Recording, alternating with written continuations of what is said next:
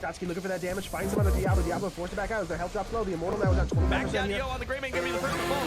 But is it ETC? No, that's Malthael up there. A triple. The Leyline used in the back, catching 3 people on top. That followed up by the APOC and the Lurking On. Catching 2, but this time On is gonna be the first one. Wow, did you see that mosh pit? 4-man mosh pit while on a conveyor belt. That was like a regular sushi. There's the lead, catches him in the mud pit. Time trap does pop. Mosh pit goes out. Fuji's still in trouble. Pops to stay a while and listen, but it's not going to matter. Here comes the build-up on the backside. The Bajor gets under and then stunned. Oh my goodness! The combo! Getting shrunk down, ETC getting killed. He becomes dog food for the Greymane. I didn't think they had a chance. I thought it was all over. We said all or nothing, and they got absolutely everything.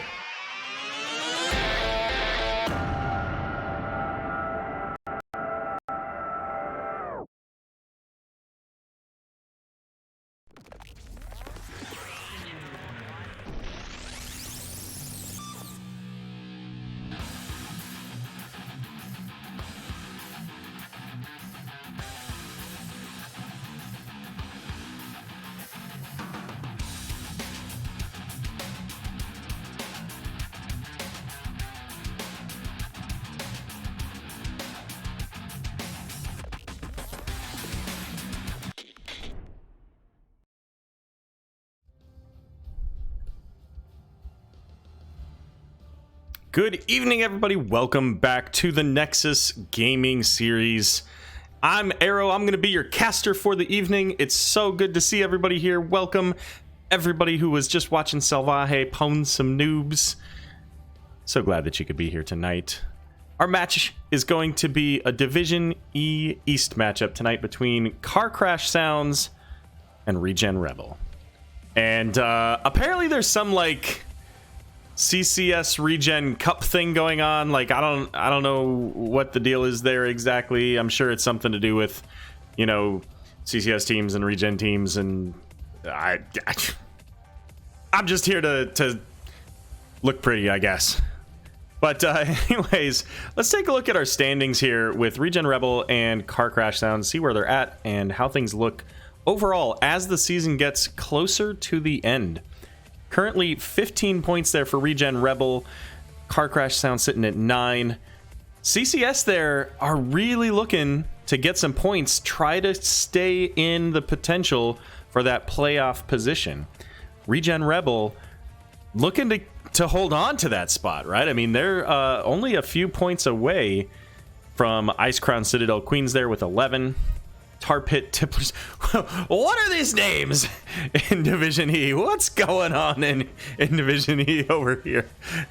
These are some great names. But anyways, we do also have our map bans this evening. So started off Car Crash Sounds. They're going to be map pick tonight on the left here. And they're going to be banning out Battlefield of Eternity and Cursed Hollow. On the right, ReGen Rebel, the red team, they're going to be banning out Dragonshire and Towers of Doom. And our first map of the night is going to be Infernal Shrines. This has generally been about the most commonly played map in Nexus Gaming Series.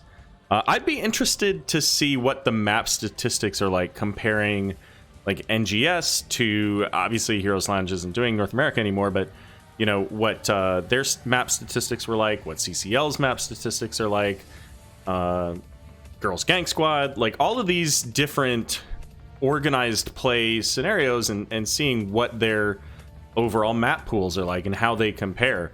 Because Infernal Shrines just historically has been one, it's just a staple. Everybody comes here at some point.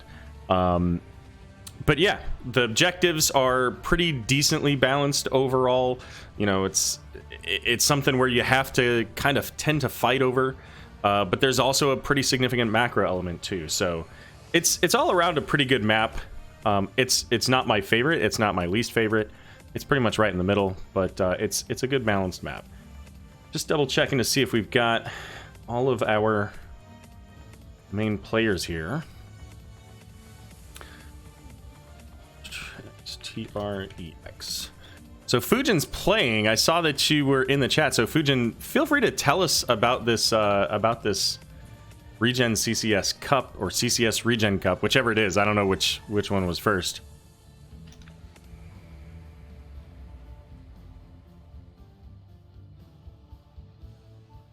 Okay, just wanted to let them know that I'm always ready.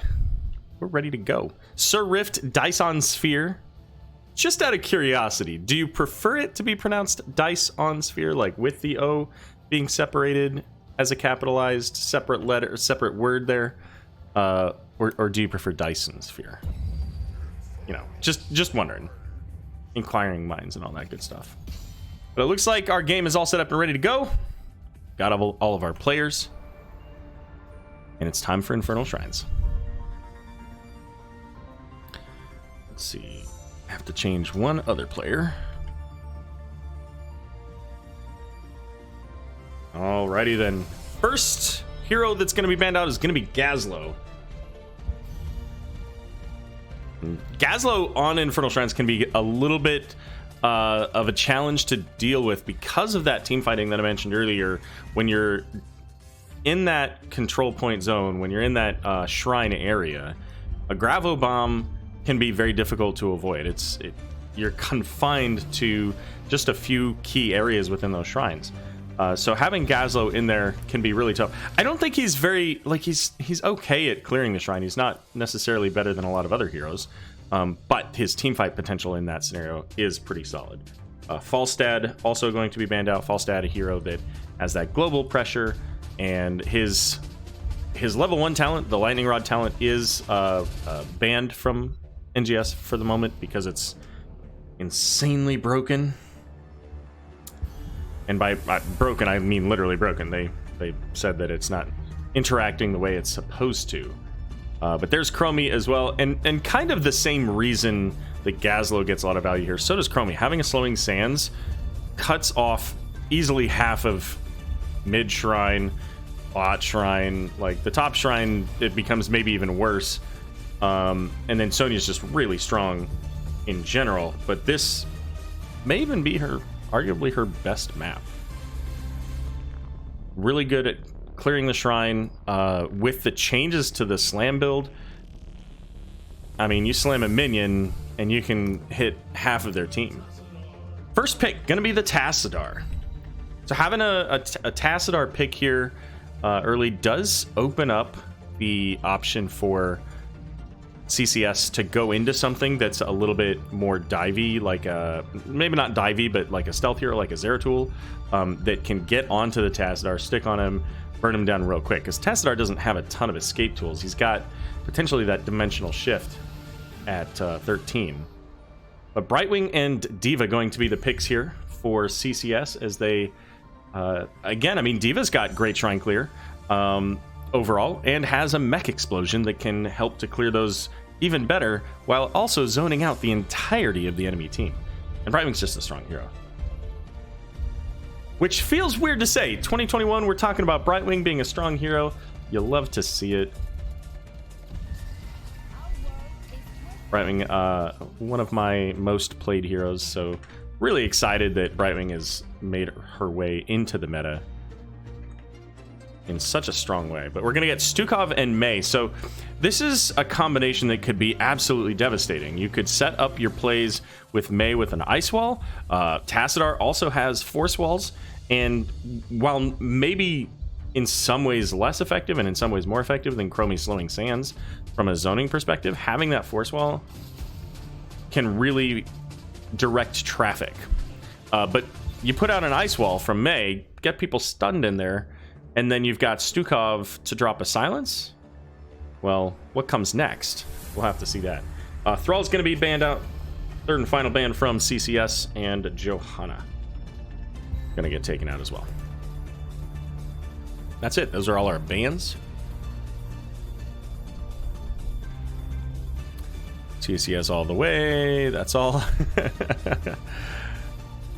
We love Taquito, though. So many great teams to root for. Absolutely, the teams in Divi are like, Division E is the overall lowest tier of the Nexus Gaming Series divisions, but they've got a lot of recognizable players who've been in NGS for a good long time.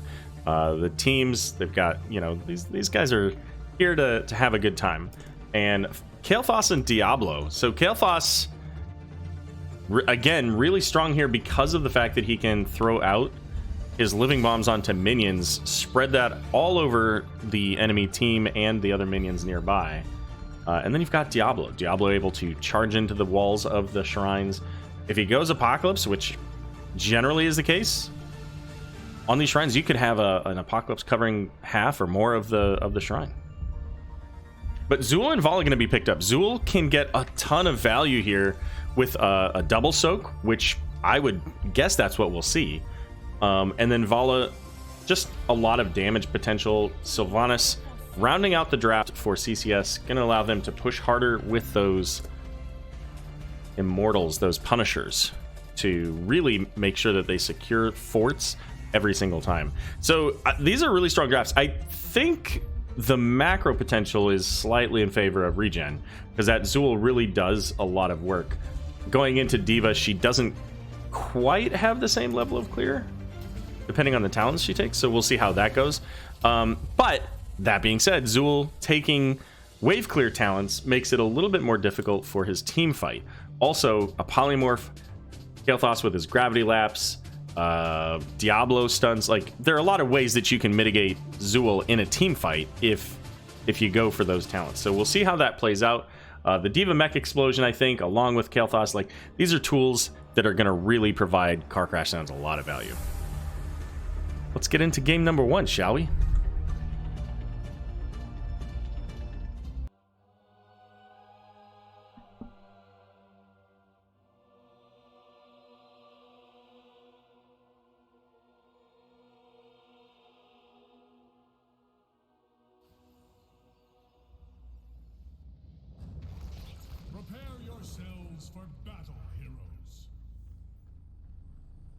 Alrighty, on the left, it's going to be Car Crash Sounds. We've got Misos. Is it Misos Tables? That's what we're going with. I'm not going to go with tables. I'm going with Tables. We got, playing Diablo, we got Lextrex on Kael'thas, and Aresa there on Sylvanas. We got Hot Like Summer on the Brightwing, and Fujin going to be on the Diva. And over here for ReGen Rebel, it's going to be Super Carve RG on the Vala. We're going to have Velaravia on Stukov, Postman Pat there on the Tassadar, Taco on the Mei, and up in the top lane, Meow Meow Cats on the Zool. Meow Meow Cats, can we just talk about that for a second? Meow Meow Cats. Like, it's not just the team names, the actual names of these players even are just fun. All right, so into the game. Taco getting charged out there as we've got Vala in the bot lane, Zool up in the top lane, working on gathering that XP. Kael'thas rotating down, looking for the Vala, has the polymorph, looking for that gravity lapse. Didn't quite have it there when they needed to. Vala doesn't have a lot of health, so in general, even gathering with the Brightwing and Kael'thas could potentially lead to a kill there early in this game. On the rotation up, though, we do have CCS picking up their first camp of the game with Sylvanas, and Velaravia there. Stukov with that massive arm, just punching these Azura right in the face, doing loads of damage. Not so lucky, though, with Pat and Taco in the bot lane trying to work on that camp. As CCS rotating down, they were able to pick up their camp first, so they had the faster rotation there. Hey, welcome, Sylphrenia. All right, so up in the top, so it is going to be here. Is this? Yeah, full metal. Okay, which gives Diva some healing, which is going to be really helpful for her overall, especially when dealing with the shrines. So when you compare Zool versus Diva, you know, Diva's going to do a little bit of damage. It's going to take her a little bit longer, but she can also sustain off of that, whereas Zool doesn't really have the ability to sustain off of the Shrine Monkeys other than his every 30 seconds shield.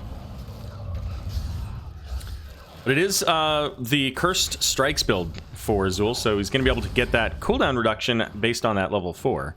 And that's kind of what I was talking about earlier, is the Cursed Strikes build allows you to clear waves very quickly. And at this point, what do we got up here? This is an Arcane Shrine. If I'm Rebel at this point, and I've played my fair share of Zul, I'd leave Zul in the bot lane and maybe the mid, and just gather this soak and push these lanes while the objective's going on. I don't even necessarily think this camp's even worth that much for either team, but having it in the lane means that it's something that has to be cleared. So it looks like we're going to go straight for the shrine. Stukov and Kael'thas a little bit behind. So they are on their way up here, but this gives a little bit of an advantage for a moment to Car Crash Downs on the point as they get a quarter of the minions taken out here. 5-on-5 action coming up momentarily. Kael'thas just working on clearing the lane. But this is where ReGen should be stepping in. If they've got Kael'thas clearing the lane, that's the time. Tables is going to get caught by that root, and the additional damage coming out from Vala, that's going to give ReGen Rebel now the opportunity to really push in. But the shrine going over to CCS. They just waited a little too long. D.Va, though, probably not long for this world, as the second kill there going over to ReGen. But now they have to deal with this Punisher, and the Punisher already sitting pretty low. It's about half health. It's gonna get a little bit of damage, not too much though, as the team will clear that out. Polymorph's gonna go out, and that does slow onto the Zul, so it was pretty close there. He did get that shield off, so Diablo had to pull back. Meanwhile, in the bot lane here, Anarisa getting to soak the bot lane, keep that XP total going up, as really CCS very slightly ahead in the XP totals here. And as we saw earlier, we're going to see both teams heading to their camps, or maybe just CCS. Looks like Taco maybe going in for the invade a little bit too late, just a moment. But Anarisa not going to be able to get that haunting wave over the wall. And that's going to be the third kill here for ReGen Rebel as they now clear out the mid Khazar camp. D.Va doing work up here in the top lane, trying to push this in. Knows that the towers here have taken some damage, as has the wall. This wall has almost no health. Anything wakes up nearby and it's gonna fall. Look at that. That's Sliver, the tiniest of slivers. But checking out in the bot lane, Brightwing's gonna phase shift down to try to give an advantage there to CCS, but the rest of ReGen Rebel is coming in. So this is currently a 4v3, although Tassadar had to go back and tap. May's gonna get shoved out of the way, flipped, brought pretty low as Cryo Freeze used there, and having to pull away is Taco, but is gonna be able to make it out. No strong advantage from either team there, as they both hit level 9 at almost exactly the same moment there. And currently mana and health pretty similar, although it looks like ReGen Rebel is going to head for their mid camp, giving up the bot camp to CCS. But this is not something that can be left alone. CCS now has the opportunity to push with this, and this next objective is coming in the bot lane, and it's going to be a Frozen Punisher. You really don't want to lose that, but it's even worse if you don't have your walls or your well. You just lose your structure at that point. Well, there's the ice wall, haunting wave over the ice wall, but the minion getting the kill there, or maybe it was the tower ultimately. Great ice wall there from Taco. Not only getting the lockdown, the stasis on the one player, but also helping to make sure that they're able to secure that kill onto Sylvanas. Level 10's here for both teams, though, so Sylvanas is back on the map. She's going to be here in time for this first, or second Punisher, I suppose. The first Punisher after having the ultimates. We'll go with that. The first real Punisher of the game. This is where whoever picks up this Punisher, with it being a Frozen Punisher especially, can almost certainly guarantee themselves a fort. And if it's CCS that's able to pick it up with Sylvanas, they can make it who knows how far. All right, D.Va still up in the top lane. That's going to give ReGen the initial push here. And they may actually let this go. I'm not I was gonna say, I'm not sure what Diva's going to accomplish there. I think she was looking to just push up that lane, try to get as much out of that fort as possible. But they're now about halfway behind. Diablo's coming in, charges into the back line, throws out the Apocalypse, gets the flip onto Prostman Pat. Brightwing coming in with the phase shift as a double kill going out thanks to that Kael'thas living bomb. Now Taco in danger, does get the icing out. Diablo not going to be able to catch Mei on this one. And so this does look like it's going to be going over to CCS in just a moment. In the meantime, rotation up into the top lane to grab the Shaman camp, send that out in that top lane. And you know what? That's where you want your camp going. If you're gonna have something going on in the bot lane here, you want to have your camp going in the top lane. Force at least one player from the enemy team to have to deal with that. Looks like the zoning coming from Taco to try to keep anybody from coming across this wall. Although now Diablo very close. As the jump going out onto Vala, looking for the flip, but can't quite get there. Brightman coming in as well as Tacit are using that black hole just to keep the Sylvanas away. And as mentioned, this fort is not long for this. I was gonna say world. I suppose it's really hell that we're in here. So it's not long for hell. But Stukov, in the vision of Diva there, getting caught by the Diablo, and that's going to be the third kill of the game here for Car Crash Sounds. Not ahead in the kills, but definitely ahead in the macro. They've been able to push up in this top lane, get that fort down to half. They've picked up both of the Punishers, one of which was able to secure an entire fort. So it's going to be level 13 here for ReGen Rebel in a moment, putting everybody on the same talent tier.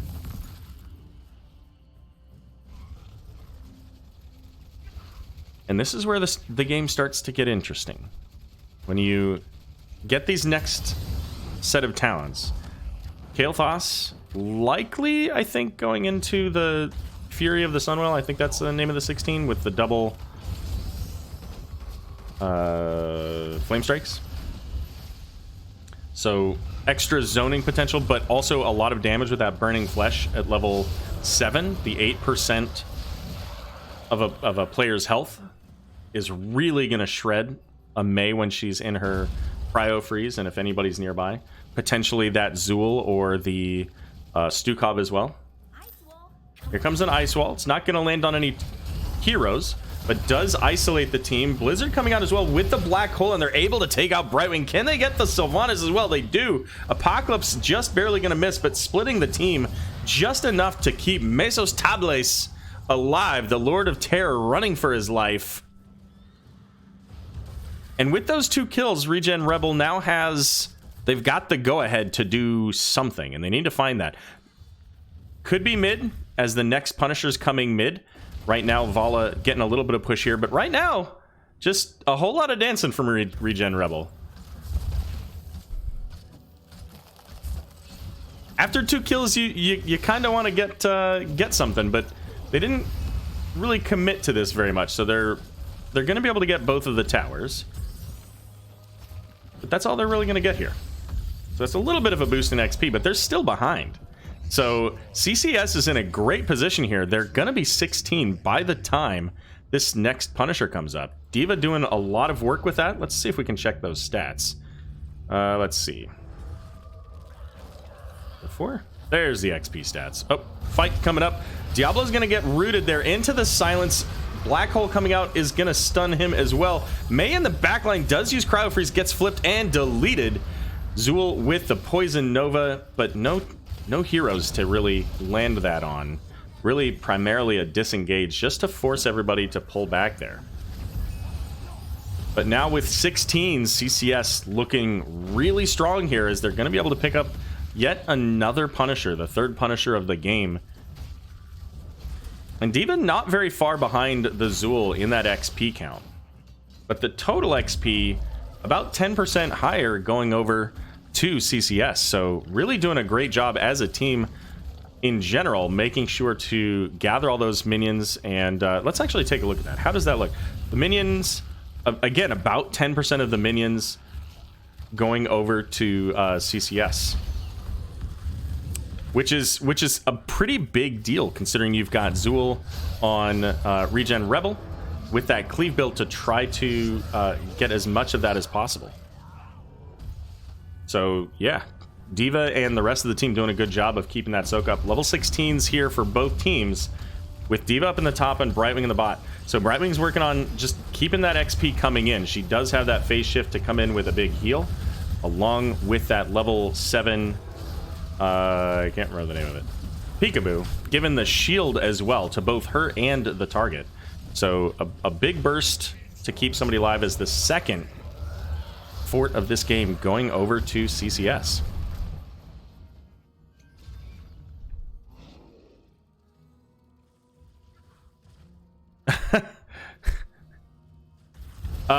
Yeah, you know what? I should probably do that next round. Sorry, guys. I will make sure to put up a channel point thing for you.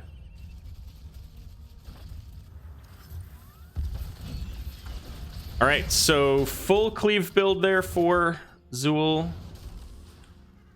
Deep into icing. We do have Diablo watching the backside here, but there's no D.Va. This is potentially a really good fight for ReGen Rebel. No heroes in the ice wall though. Icing gonna come out and slow them, but the cleanse coming from Brightwing is going to keep everybody alive. So the 5-man rotate there, not able to convert any kills.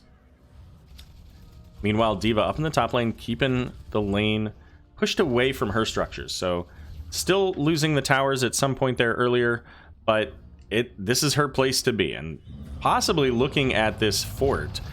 Again, Brightwing does have the capability to come in. And all of the ults except for the ice wall are out here. So Fujin's going to jump out of the mech, but maybe, yeah, exactly. Not a lot of health on that one, but the mech explosion doing absolutely tons of damage to both Zool and Stukov. Taco here on an island is going to pull back, ultimately trading the fort for D.Va's life. But the fort is permanent and D.Va will be back in a few moments. Worth trade? Yeah, probably. If this objective came up, maybe not. But at this point now, CCS has advantage in every single lane. They've got catapults going out every so often to keep pressure in all of those ends. Oh my. Kilthos said, you know what, I don't care. I'm going the danger way. Oh, you know what? I think I need to update Nightbot too. I don't think I turned everything back on. All right, so Zool up in the top lane trying to keep that pressure off. Likely will stay here long enough to clear the Shaman camp. It wouldn't surprise me to see a CCS rotation up here, especially knowing that Vala's in the bot lane, and that's kind of what Diablo is doing. Zool said, you know what? Maybe not so good. Maybe, just maybe, I'm in danger here. But that means the Shaman is still up, and it's pretty healthy. So this is a great spot for CCS, because now Zool either has to deal with that. I think he's going to have to deal with it, because your 20's coming up as, wow. Sylvanas nearly being taken out, but it's the counter engages. Diablo with the big apocalypse. Black holes coming out as Ice Wall is going to catch the Diablo. Sylvanas is still in the back there, did get healed up pretty well as D.Va getting stuck in that blizzard. Zool still trying to deal with up in the top lane, but level 20s are now here for CCS, and Rebel, I mean, they gotta go. And this is a rough place to be. They've got to try to get that level 20 before the Punisher gets their keep down. I think they can do that. It's only a half level. Zool's got, you know, another wave coming up here that he can clear up, so he should be able to do that.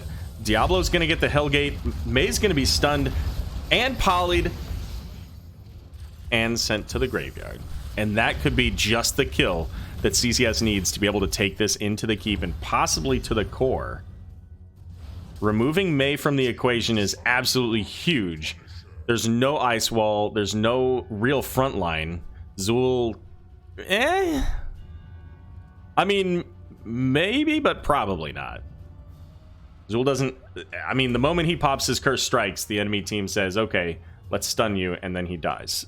And Stukov by himself is not going to be able to keep Zool alive as a mainline tank. But level 20s are coming up. May will be back in 22 seconds. So quite possibly, if she can get here and help defend at the core, they could make something happen. CCS is not looking to let that happen, though. Root going out onto Diablo, as Rebel is just giving up the keep. They've got half a level or half a health bar left on this Punisher, but they've got Empowered Khazra and a Catapult. There's the Ice Wall onto D.Va here. Apocalypse coming out. Black Hole, I think, actually hit Kael'thas. He got stunned by something. Diablo there getting stunned as well. Silence coming out onto 2 as Zool trying to cleave. The core is down out of shields as Mech Explosion is going to come in. Diablo's falling, May's falling, and Meow Meow Cat's going to go down as well. 60% left on this core, and there are just 3 heroes left, and it's just not going to be enough as Car Crash Sounds going to take it in game number 1.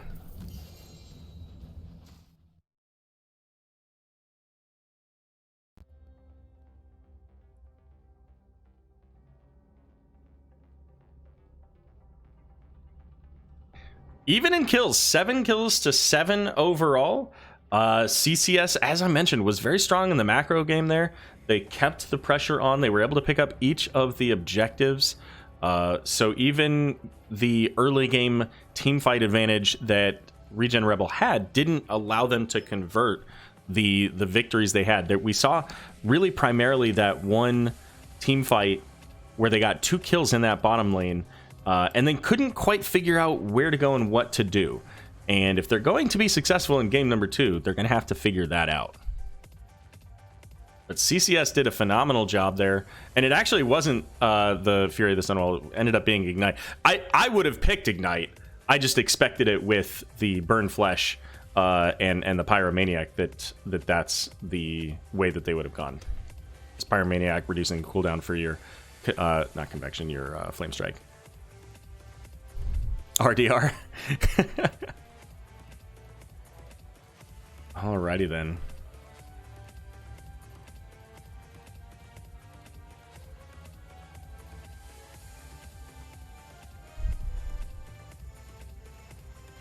Had a couple more follows in there. I think I said Wolf.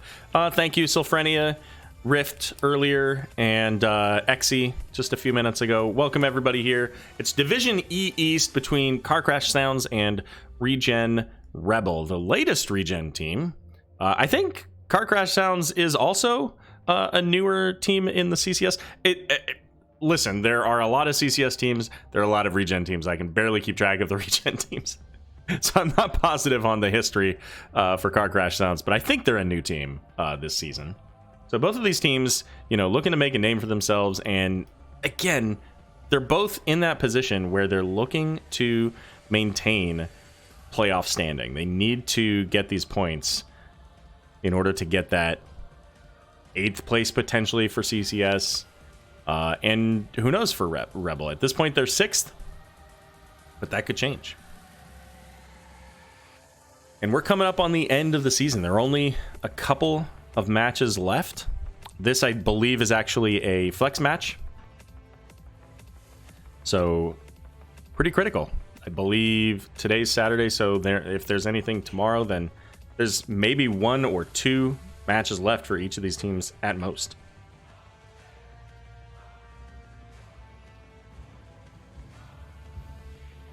We'll find out where we're going here in just a minute. See if they're already in there just to be sure. Sometimes teams are like, yeah, let's go. We already got this. We know where we're going. Let's do it. Get that out of the way.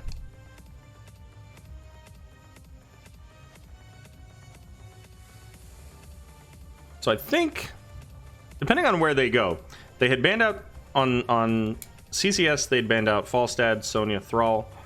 It was their map pick again. And then ReGen Rebel had banned out Gazlo, Chromie, and Johanna. I think at least a couple of those bans likely carry through. I think you're going to see a Chromie ban and a Sonya and a Falstad ban. Likely all 3 games, all 2 games, depending on how this goes. This is a best of 3, so it could be 2 or 3 games. Some of the others, like Johanna, Gazlo, and Thrall, maybe those are variable. And it may even change which team decides to ban them. And it does look like we've got our next map. Take a look at this.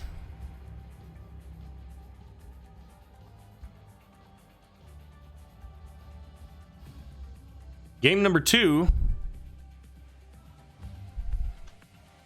looks like was the selection of Car Crash sounds. It's going to be played on Volskaya Foundry. So I think in a lot of ways this map is going to play similarly during the objective phase to our last map there on Infernal Shrines. We're going to see a lot of team fighting. They're going to be prolonged team fights. And so, you know, some of these heroes that we saw in the last game likely still going to be valuable here. So your Sylvanas can get some value. Diablo, I think, has a little bit tougher time on this map, just because of the positioning and the way that the control points are set up. But May certainly gets a lot of value here. I think Tassadar, Stukov are also potentially high value. I think Vala maybe has a little bit more difficulty as well. Diva, another really strong hero, and of course Brightwing, Kael'thas. Like, basically, we could see almost the entire draft, or maybe even the exact same draft out of CCS, and it would be potentially a really strong point for them.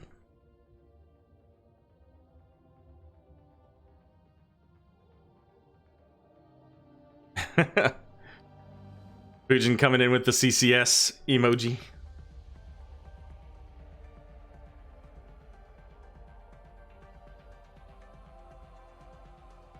You know, I wonder, I'll have to double check if you can do channel point redemptions for or predictions for like multiple options other than 2, or if it's just 2. I'm assuming it's just 2. I'm assuming it's either or, because you can only do because of the way the points work.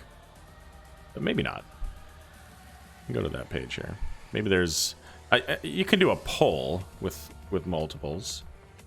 Let's see.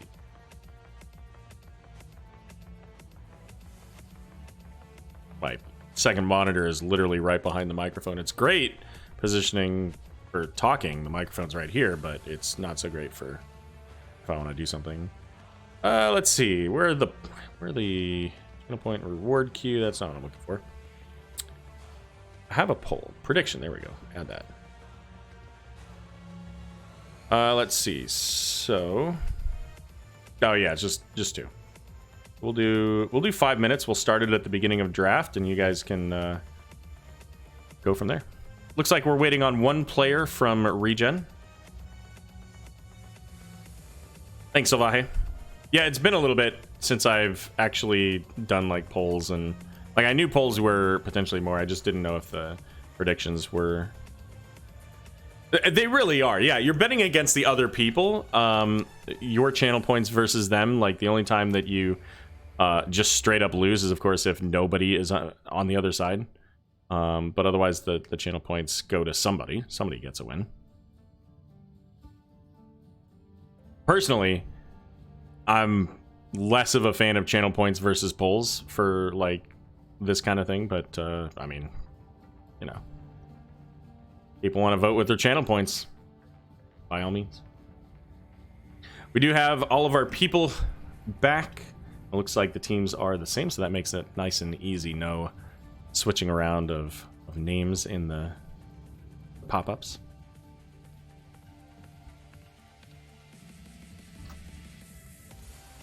You love bets so much. All right, fair enough. All right, we'll do bets. Get channel points. And let me see if I can pull up what my channel points rewards are again. Let's see. Replay casts. Oh yeah, VIP is in there. Yeah, somebody was mentioning that earlier. Man, I've been so busy, I don't even know. 75k channel points is that's a lot of time. That's like a whole season worth of watching every single cast beginning to end.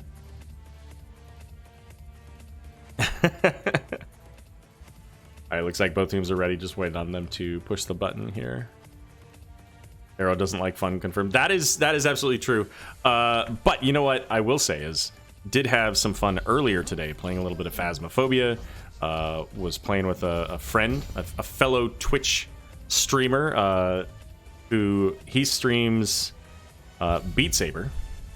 And so yeah, we were two-manning the Phasmophobia because we couldn't find anybody else that was either, you know, feeling well, or didn't have other obligations. It was a little early in the day, or, you know, people who were maybe okay with being a little frightened in the game, shall we say? That was a little difficult. But anyways, game number 2 here, Volskaya Foundry. It was a lot of fun though. Game has some really good updates. I'm really excited to try it out again. Gazlo, Sonya going to be taken out. Fully believed that these would both come up because, you know, Gazlo, again, on a point like this, especially even more so maybe, gets more value out of that. So Gazlo, Diva going to be the pick. Chromie left up on the table. And you have to kind of ask yourself now, does that mean that Chromie is going to be picked up by ReGen Rebel? Go ahead and see if I can get that poll started though. Prediction rather. Start prediction, we'll do 5 minutes. Game number 2. And they're gonna go with the Falstad. Don't show that again. Li Ming's actually going to be the... Did I say everybody was the same? Because Sylphreni was definitely not in that last game. Alright, let's see. Who did they switch? Taco's here. Pat's out? Pat's out. Alright, Sylphreni is here. And picks up the Li Ming.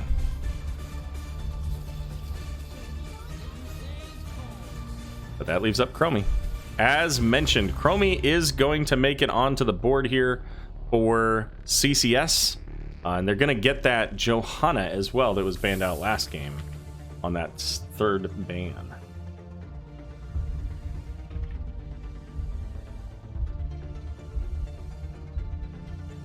Dead. And this is interesting. So like Chromie is just so strong here that I instantly lean towards CCS's draft before they're even done. But Li Ming on the points here does a lot of damage. It's really strong. So all of a sudden it's back to maybe balanced, maybe 50-50. I'm not in love with the Diablo for the reasons that I mentioned earlier. But we'll see what they do with it with the draft. With having Johanna on the other side, I think that Johanna is going to be really strong into the Diablo. Kira's going to be banned out, though.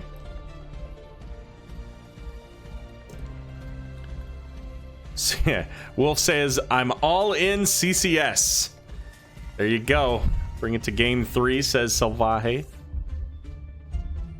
Points currently in favor of CCS, it looks like, because Brightwing's going to get banned out. I like the Brightwing ban. Yeah, I mean, Brightwing would cause a lot of chaos there for the Diablo. So there you go. Stukov, as I mentioned, just, again, a really strong hero, so I think that is a really good pickup for Rebel. As Fuden is going to get Rexar. Rexar's not one that you commonly see on this map, but I think he's kind of a he's a hidden gem, right? I mean, his ultimate can really provide a ton of value for slowing your enemies down. I mean, you've got Chromie, now you can drop a Slowing Sands to really screw them up, and then you've got Ana to throw out that anti-healing grenade. So we'll see how that plays out. Ragnaros and Thrall. So we did see the Thrall banned out last game. And Thrall's Earthquake coupled with Stukov Silences could be pretty rough to deal with as well. Ragnaros going to be able to send out that Lava Wave, keep the XP pressure going, and that's going to help ReGen with the macro pressure that they struggled a little bit with last game. Tychus going to be the last pickup here for CCS. Let me make sure that we don't have any people changing their heroes over here. Li Ming.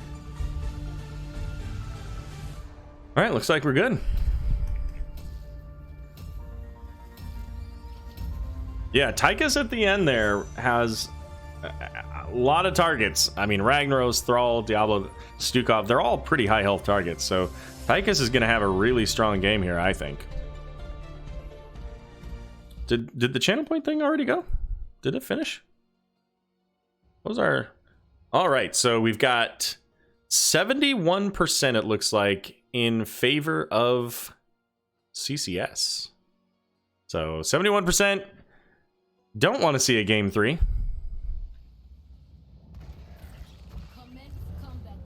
29% do, or at least 29% of the points. All right, here we go.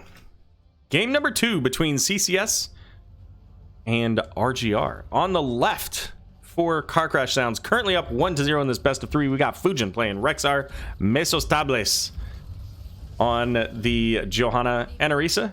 On Tychus, Lex D-Rex. I'm sure there's some better way to say that, playing the Chromie. And Hot Like Summer on the Ana. And over here for ReGen Rebel, we got Velaravia on Stukov. Sylphrenia going to be playing the Li Ming. Meow Meow Cats on the Ragnaros. Taco going to be playing the Diablo. And Supercarve RG on that Thrall. Love the sprays at the end. Oh, look at this. Best friends. Look at that. The best friend sprays coming out. You love to see it right before you murder somebody. Great sleep dart from the Ana there, getting the Diablo and Ragnaros. And already, the rotation coming up here from Chromie to start working on that XP top. But, of course, Rexar in the bot lane, doing what Rexars do. Misha is struggling up here. Misha getting a workout, like just running on that treadmill, you know, trying to drop that COVID weight like we all are, right? Summer's coming soon. Got to get that bare body looking good. BEAR. I just want to make sure that I confirm, you know, don't Twitch TOS me. Anyways, Chromie and Ana gonna get their camp here right at the beginning. We've got a little bit more commitment from the side of ReGen Rebel to pick up theirs, but that's, I think, because they were a little bit behind on getting there. Gonna be the Crash Lightning from Thrall. Of course, Thrall in the 4-man here. So we'll see. We'll have to keep track of that. See how long it takes for that Crash Lightning to stack up. Is it going to be something that is available after maybe 1 or 2 of these objectives? After all, there's hardly anything for the Crash Lightning to bounce off of when we're on objectives. So it could very well happen. Over here to the left, another camp coming up from the Ana and Chromia's level 4 online, just slightly ahead for CCS. They're going to send that camp out into the lane.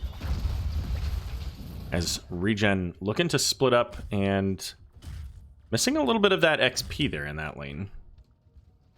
Ragnaros struggling just a little bit into the Rexar. And you know, it's funny, when Kira was banned, I kind of wondered if Rexar wasn't going to be the pick. Just because of the fact that there are a couple of solo laners that Kira can do pretty well into. And so it kind of just seemed like maybe that was the direction that was going. But Rexar is like probably the best one, right? I mean, she can grappling hook past the Misha, get a revolving sweep out there. Diablo coming up to save Sylphrenia, though. As now the siege minions going to be taken out. So ReGen Rebel's going to have their siege camp going while the beginning of this fight plays up. Control point just now activated.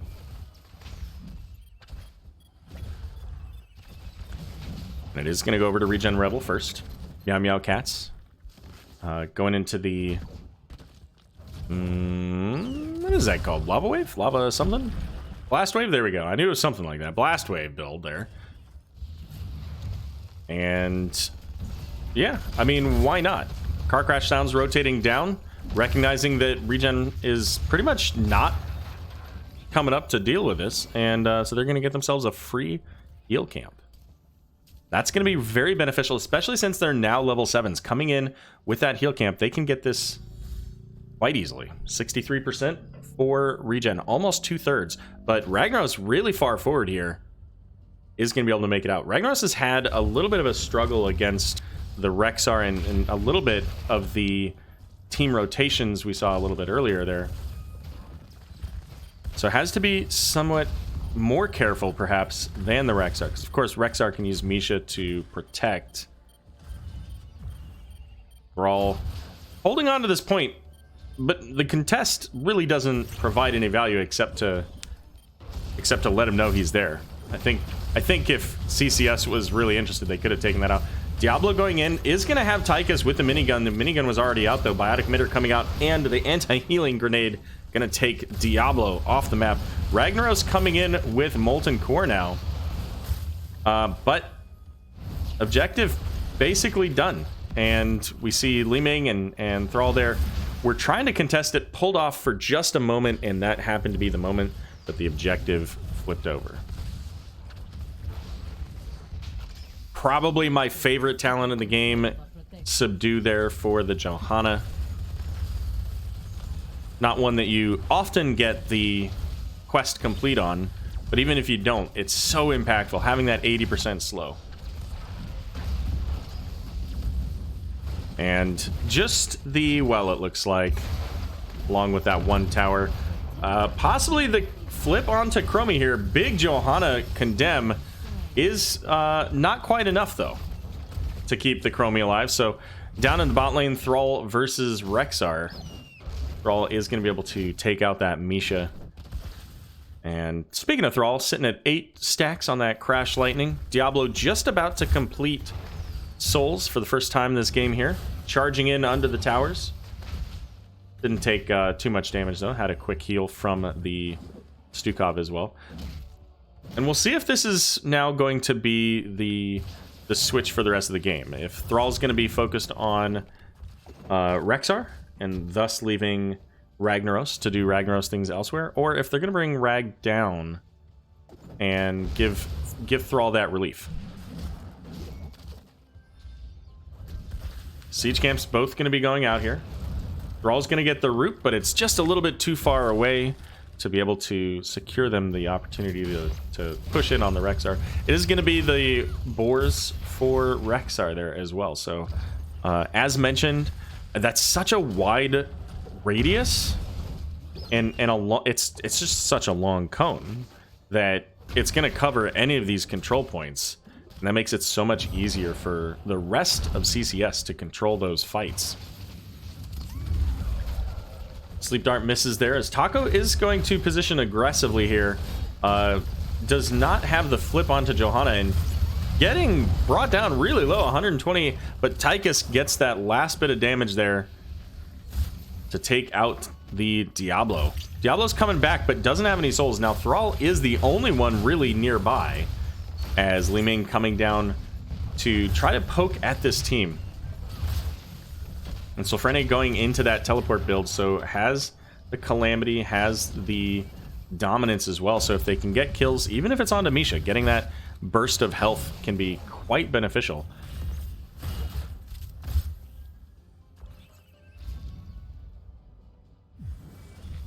And as expected, Ragnaros going into that lava wave build, so you can pretty much expect that these lanes are soon going to be pretty pushed up. And I think what we're seeing here is Ragnaros waiting until the objective being spawned to throw out that lava wave to pull basically the minions right up to the structure, giving the most value possible onto the structures from the minions. But holding a little bit too late. And we see the call. They want this fort. They rotate down, they kill off the Ragnaros. There's nobody to defend it. All of ReGen Rebel is up in the top lane. And you know what? ReGen kind of doing what they need to do with that. They kill off some of these minions and try to bring their wave up to basically counter what they're seeing in the bot lane. In the long run, I think this actually might favor ReGen with them getting this, if they're able to get the channel and get the protector. Lava Wave's going to be very helpful for the defense here if anybody comes down. It looks like Ragnaros is not going to... I thought we were going to maybe see a Molten Core there as well. But they're not done. They're going to keep going. I mean, why not? If nobody's here, then they get themselves a tower, which is XP, and overall it helps to set up the next protector in this game. Up in the top lane though, that was taken out, and that gives ReGen at least a little bit of an advantage right now. At least up until they lost to Stukov. So it gives ReGen the channel here, but he's got to get out of there. Yeah, there's no way. The Diablo just gets caught and taken out if he sticks around. They'll have the Stukov back soon. All right, Apocalypse coming out. Ragnaros is nowhere nearby. This is a decision that was made. Thrall, I think, was trying to look to finish the Johanna, but is not going to make it. So a double kill out of that for Car Crash Sounds. The Ana popping that nano boost out onto the Chromie. And that's a pretty bad place now for ReGen Rebel, losing their basically the bulk of their front line. Not having either the Stukov or the Ragnaros nearby to help support that assault. So now CCS going to be able to pick up their second objective. Now, important to note, CCS has won every single objective so far in this series. They picked up all of the Punishers. They have so far picked up both of the Protectors.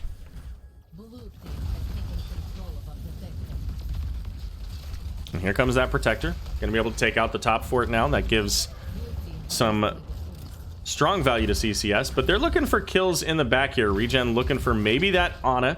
The Wave of Force knocking her away.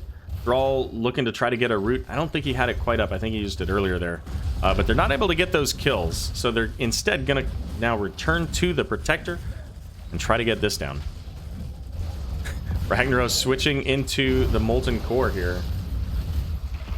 And that will force the Protector back. Just not a lot of health left on that Protector.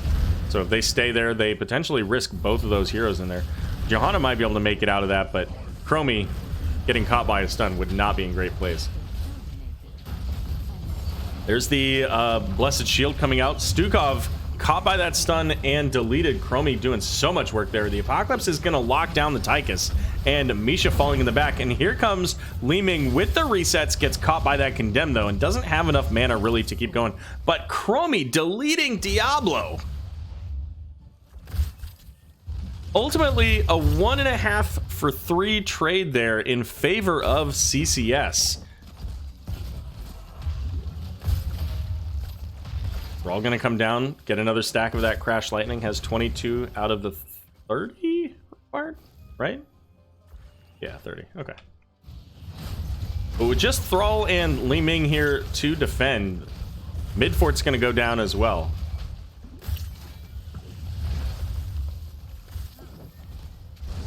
I take away my... Now I wonder what the Nano Chromie was. I didn't see that comment. I have to see if I can scroll up and find that real quick.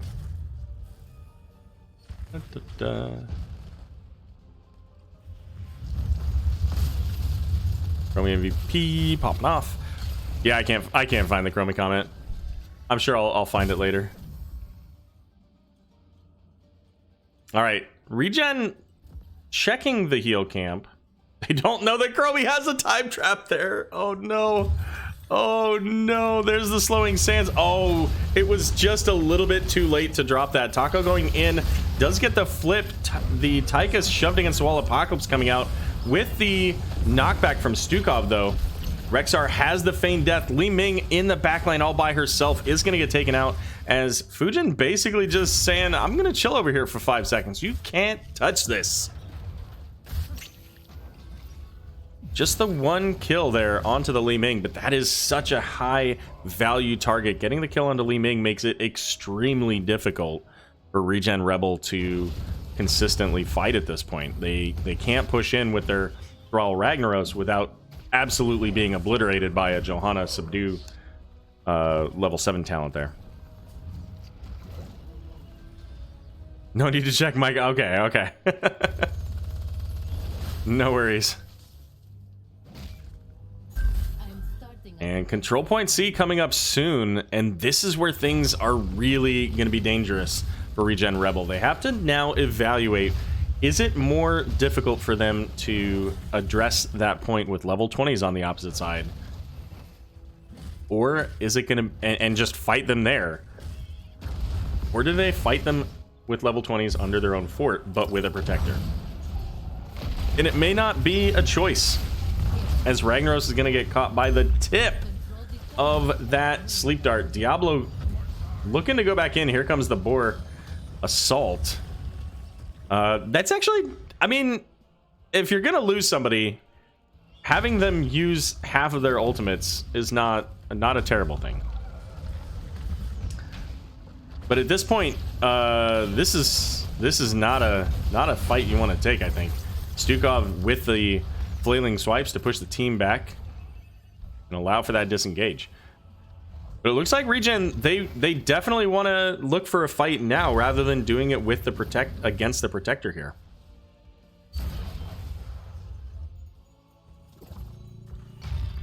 And by definitely, I mean maybe just for the moment. Now that everybody's kind of got their bearings, level 20s here. Rebel looking to get that 20. Carve needs 3 more stacks on Crash Lightning to finish the quest. And then how much does that change? Makes it more likely that they can poke the back line, give the Li Ming the opportunity to get those resets. But they need those 3 more hits to do it. And with level 20s, yeah, I was going to say, it wouldn't surprise me if we see a little bit of a push here, knowing that Rebel is elsewhere on the map. I don't think Rag necessarily wants to use Molten Core here. I think that the preference would be for when the Protector comes up, but... Oh, the Blessed Shield was coming out looking for him. But Johanna says, hey, let me deliver this for you here. Gives Ragnaros the biotic emitter, and now here comes Rebel. Can they find a target here? They're looking for the Tychus. The flip gets the Tychus, and the damage from the Ragnaros going to be enough there. Protector doing some work into the backline. Is Misha going to get taken out? And Fujin now taken out as well. The resets. It's a reset city for Li Ming. And now CCS fully on retreat as Chromie and Ana the only ones up. And they're sitting themselves in a Protector. There's no unstoppable on the side of ReGen Rebel, so they don't have any way to really make sure that they can lock down the heroes coming out of this. But I tell you what. Oh, never mind. Wait, still, Wave of Force is a good talent, so depending on the positioning, Li Ming might be able to Wave of Force them back into her team. But Repulsion would have made that super easy. Not available, though, instead going into the Tal Rash's elements there for the additional damage.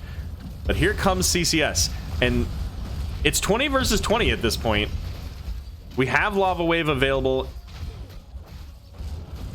and Chromie getting out of the objective on the Protector there says, I can do more out of this than in it.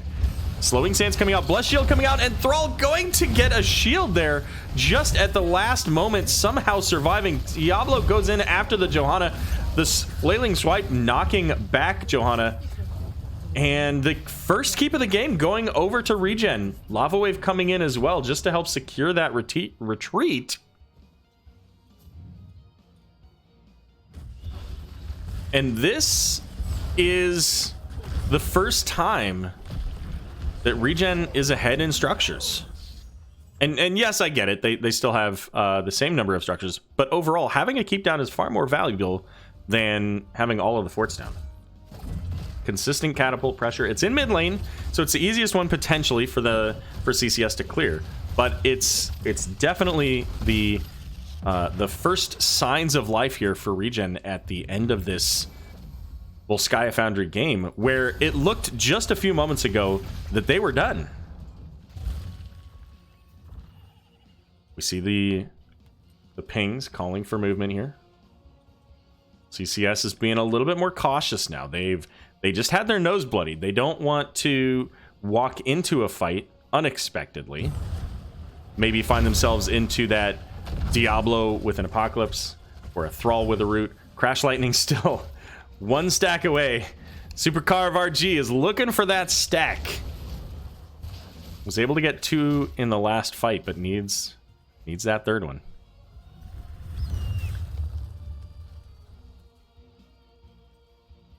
CCS trying to continue the pressure in this bot lane.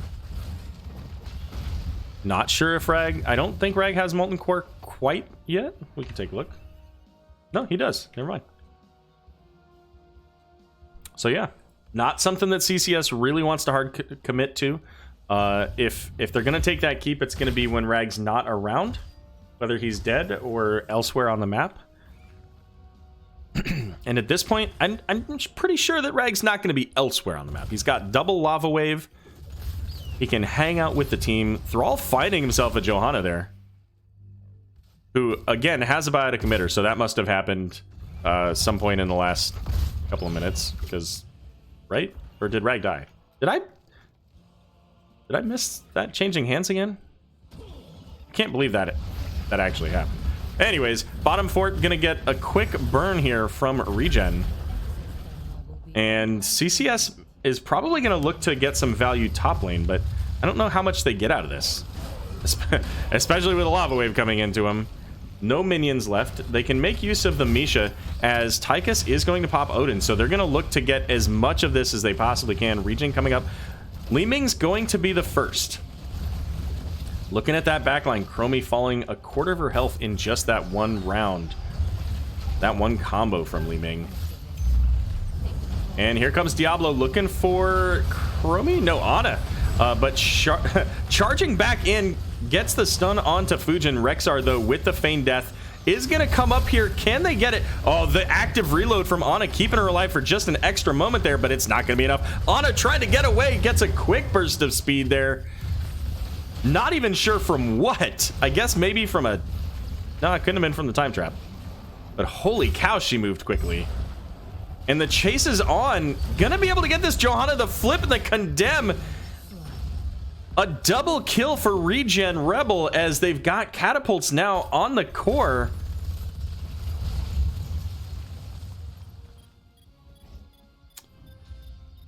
And we're gonna get camps. You guys are killing me. You're killing me. Killing my mojo. The excitement level was going up. That's okay. It's all right. Gonna continue to get damage on the structures here. The siege camp up in the top lane was something that had to be dealt with. Now, here's the thing. This control point at 50%, I don't think Johanna can make it there in time to contest it. There's Odin coming up again. That's actually really good for ReGen if they can just walk away now, because Tychus can't mount up in that. The real question is, can they prevent CCS, the rest of the team, from getting here? Because if the team can stall it out long enough, then Johanna could get here, but they're not going to try. So the Protector's going to go over to ReGen, and it looks like they're deciding, who do we put in this, and or do we care? Do we even want to put anybody in this? They're all with the Crash Lightnings going in. Both of the Bruisers in there. They leave the Li Ming out, as she's their big damage here. Stukov, however, is, isolated and in danger. Taco going over the wall is by himself. Chromie with the timeout. Apocalypse, big whiff there, as Rexar, however, being taken out. Tychus there, working on that Diablo. Working it over like things I probably can't say on Twitch. So we'll just keep going. Rexar off the map. Diablo coming back here. They're trying to finish the job on Johanna. She is going to get that Iron Skin out just at the last moment there, so Protector's not going to be able to take out Johanna. But they're now on their way to the core. They have the Protector, and Protectors do a lot of damage at 23 minutes. And that core is falling quickly. The shield already down, as Mesos Table is going to go down. Resets coming in for Li Ming, as now Chromie taken out as well, this time by the Protector. Diablo gets a flip, charge, flip. Charge, flip, charge? Whatever. Anyways, kills the Tychus with the help of Li Ming. And ladies and gents, we're going to game 3.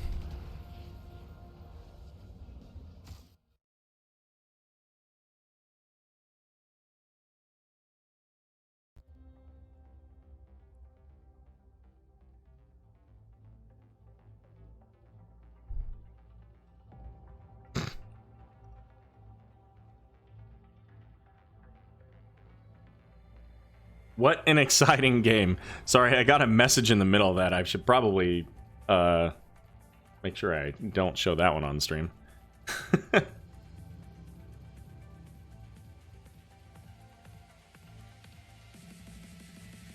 Anyways, what a finish to that game.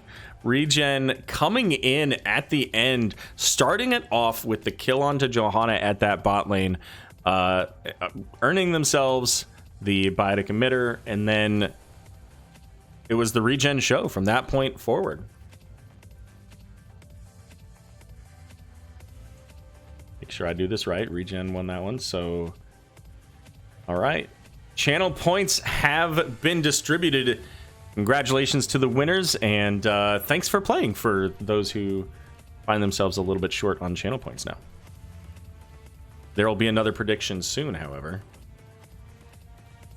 Maybe you can earn some of those back.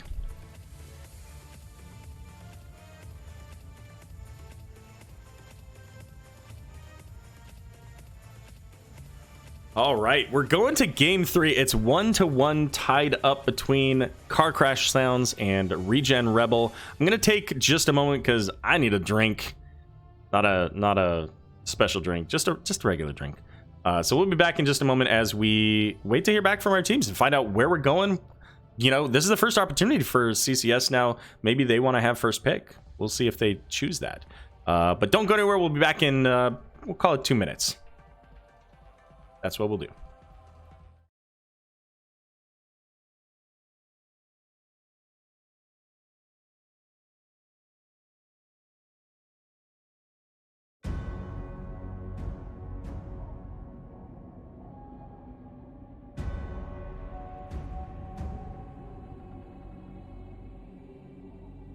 There is an eternal battle between light and darkness, the high heavens and the burning hells. Now that conflict continues in a new arena.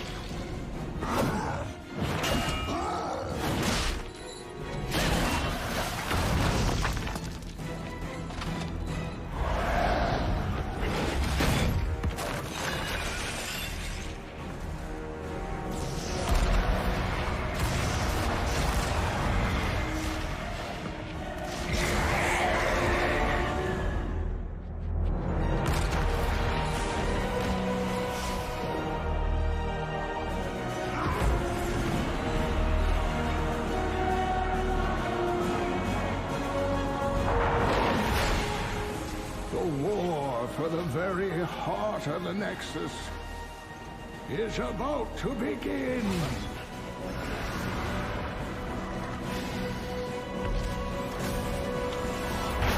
Which side will you choose?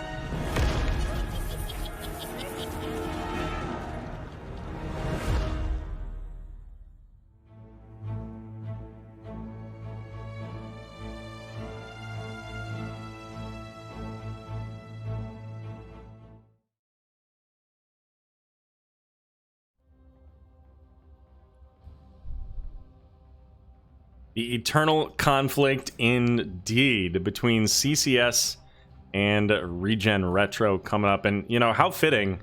Our first map there on Infernal Shrines, of course. And you know, interestingly enough, Deckard was not released for a long time after the Eternal Conflict. So having him as the voiceover for that is pretty entertaining, I think, when you know that, of course, much later Deckard makes his way into the Nexus. Excuse me. But game 3 coming up for you here. A little bit of a different map. Yeah, okay, so let's see who's... Oh, it is actually the map pick of CCS. Everybody, we're going to Braxis Holdout.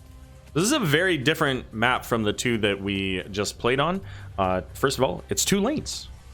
We're going to see a different focus. Maybe we see a 3-2, maybe we see a 4-1, maybe we see a 1-3-1. Who knows? But there's going to be constant pressure over these control points between the teams. So unlike Volskaya, which has long periods of time where you have just nothing to do and you're just soaking lanes and looking for the enemy team, and unlike Infernal Shrines where there's always some place to be on the map, there's always something you can be doing. Braxis is basically there's always one thing to be doing, and occasionally maybe a side quest, and that's just looking at these control points. That's it.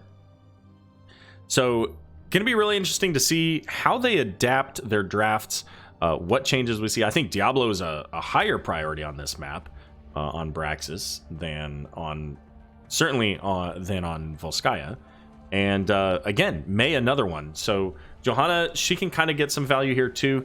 We're gonna need to see some of those wave clear heroes. So I think Li Ming gets kind of a little bit of, positive and negative here. If they go Li Ming, really strong for bombing heroes on those control points. Less good at clearing Zerg waves, right? She's got Disintegrate, maybe, but not necessarily, known for that. Could see like a Kael'thas to help with that. Could see the Ragnaros that we just saw in the last game. Phoenix has kind of picked up a little bit in popularity here as well, so we might see a Phoenix. All kinds of different options. Chromie, I think, I mean, if nobody bans Chromie, I think it's going to be a huge mistake. Yeah, and Sonya's real strong here, so I don't think we'll see Sonya or Chromie again. But, I mean, Gazlo was banned in Diva last round. And this is a Rexar map. I mean, this is the Rexar special. This one in Dragonshire, of course. Let's see if they swapped people. Let's try this again.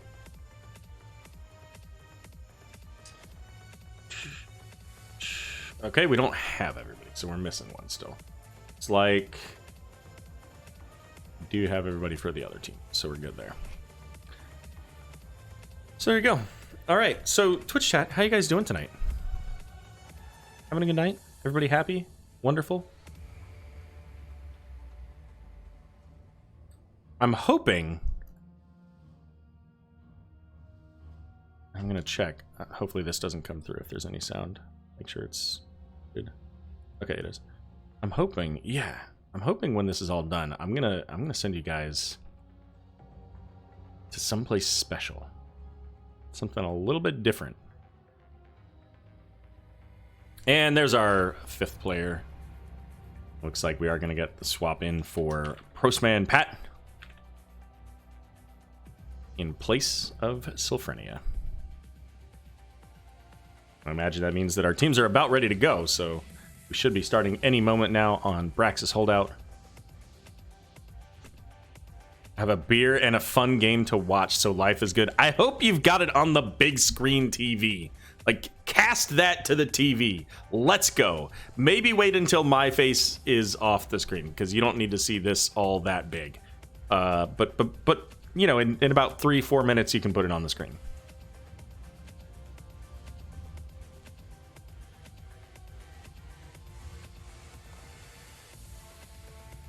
Send out a note.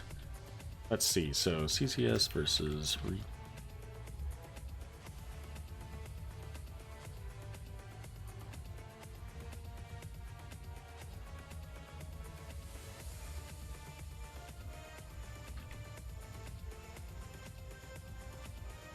see if we can get some people to come watch the show. Get everybody in here. Fastilis says, I do. I'm on the big screen? All right, there we go. Perfect. Perfect. Hopefully a widescreen TV as well. I know not everybody appreciates the widescreen aspect of the Arrow streams, but I tell you, like when you're playing it, when you can see it, when you have the widescreen capability, it looks great. I understand for everybody else, it's not necessarily always as great, but let's see, what do we have here?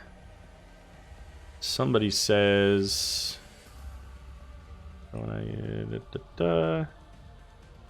Okay, looks like we're gonna have just a quick break. So I'm gonna give you guys another one of those video clips.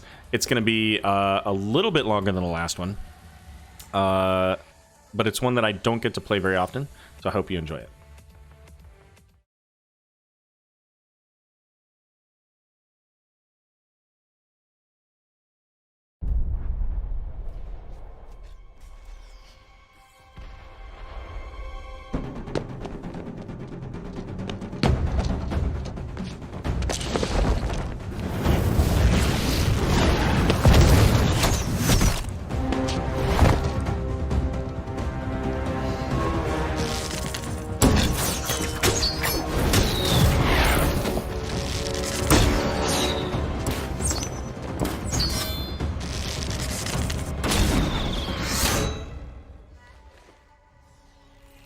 Impressive, Archer.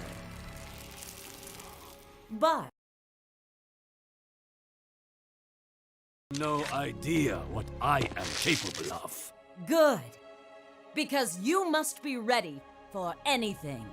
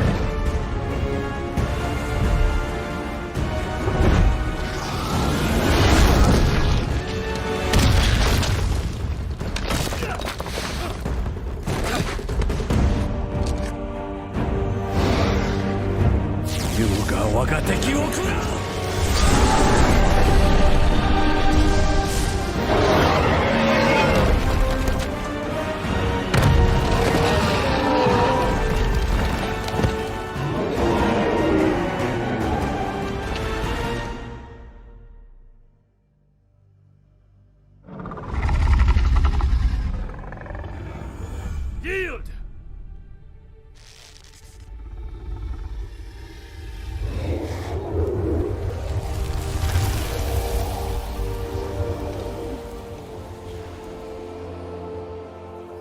You show promise, Hanzo. Well done. But greater challenges still await us. I believe we are ready. It's time to find out.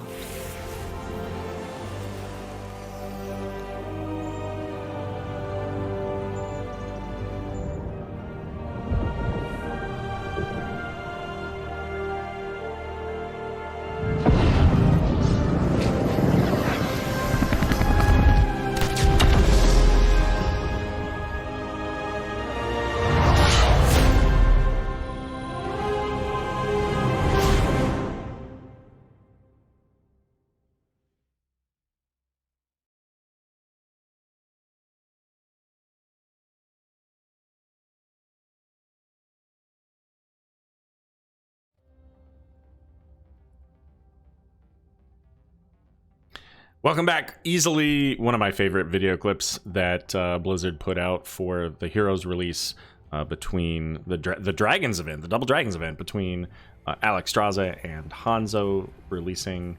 And it's been so long. It feels like it just wasn't that long ago, but it's really been 2+ years for that, which is crazy. Crazy. So we will be back here ready to go in just a moment. We're back now, but we'll be ready to go here any moment now. So just waiting on, we had a delivery that came in the middle of that. My boy Miso's Tables. I've been told it's Miso's Tables is how you say it. So I'm going to be calling them Misos, as was mentioned in the chat there. But Miso's Tables brings the sizzle like lightning McQueen, has to give the fans a third round. There you go. There you go. I mean, listen, these games have been absolutely just super exciting. And I mean, why not, right? Let's get a game 3, have more fun and excitement for the evening. I did shout you guys out there earlier, but Coffee with Sil, Fistalis, and Crizo, thanks for the follows. Appreciate you being here. Hope everybody is having a good time, enjoying their content, and you know, it's Saturday night. Hope you're partaking of your appropriate beverage, whether that's something light and easy or maybe a little bit more kick to it.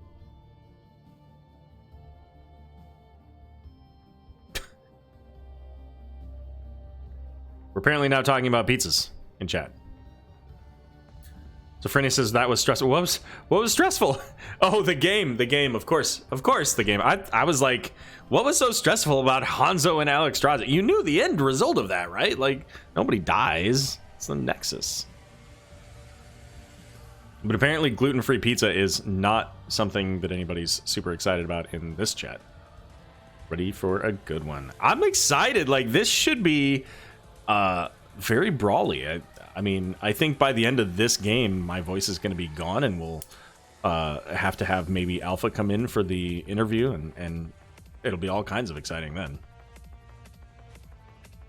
All right. Looks like our teams are ready to go. Yes. Yep. Game number 3. It's hype time. Going into Brax's holdout. And you know, sometimes... Listen, we just came out of game 2. The momentum definitely in favor for ReGen at the end of that. They really got their wind going for them, got the win out of it. And sometimes it's in the middle of a game, sometimes it's between games, but when you have pauses, that momentum shifts. So we'll have to see, like, ReGen had the opportunity to really push this, but with having a few minutes of extra time, like everybody gets up, you go take a bathroom break, get some water, like stretch, do whatever you got to do, pet the dog. It's like coming back, and it's back to game number 1. So this is anybody's game at this point. I feel like the momentum kind of washed away, just like when ReGen went back to get that mid protector. They ended up winning the game off of it, but just like when they got those couple kills and went back to get the mid protector. Gazlo and Sonya, they are not letting either of those heroes be played tonight. Not happening. Oh, you know what? Let me put up the poll. Let me put up that poll. Prediction, rather. All right, start. There goes the Rexar. I'm not surprised to see that gone. That was pretty likely, I think. All right, who wins game number 3? Is it going to be CCS or ReGen Red? Retro, sorry. The Retro. Ah! You remember at the beginning of the stream when I said I could barely keep the ReGen teams? Oh my goodness. Rebel. And they all start with RE. Go figure, right? There goes Falstad, also gone. So, all right, Chromie's still available. I did mention it earlier. I think that if Chromie's on the table here, that's a huge mistake. We'll see if either team picks up on that and capitalize on it. I think Chromie does so much here on Brax's holdout. Silver Arrow, time to waste all my hard-earned channel points. If you were at 0 at the end of the last channel point scenario, I think you might have like 100. Tassadar gonna be the first pick here for Postman Pat. So going back into what we saw in game number 1. Now we'll see if that signals that they're gonna look at a similar draft to game number 1. But we're gonna get a new hero onto the map here. Leoric coming in for Fujin. Haven't seen Leoric tonight from either team, but we have seen a Sylvanas. So Sylvanas was the play in game number 1. And if, again, I said it in game number 1, but if Car Crash Sounds is able to pick up the objective, Structure's gonna die.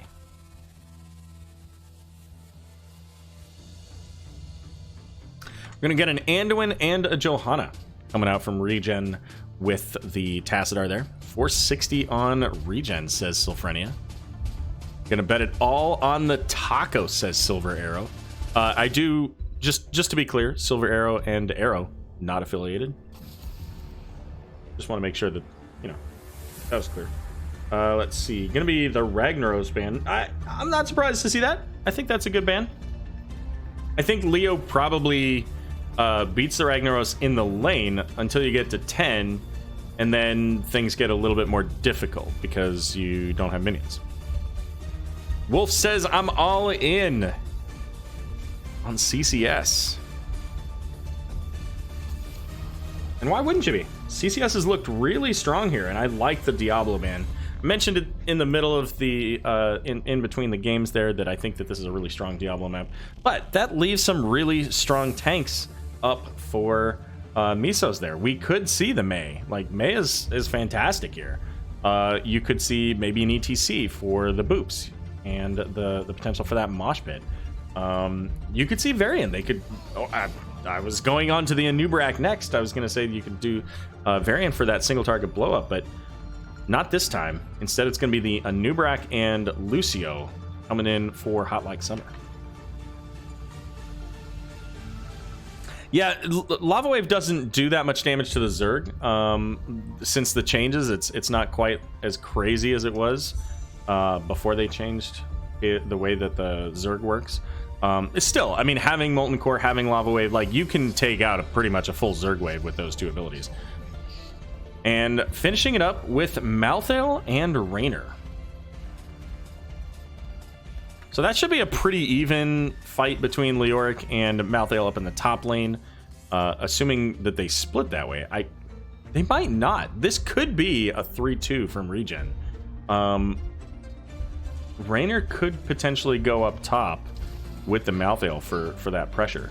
But D.Va's going to be the pick here for our car crash sounds.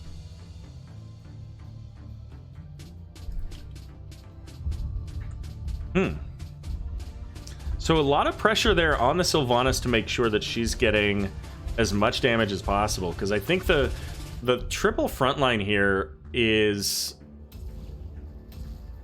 awkward. Maybe, I don't know. I'm not sold on it.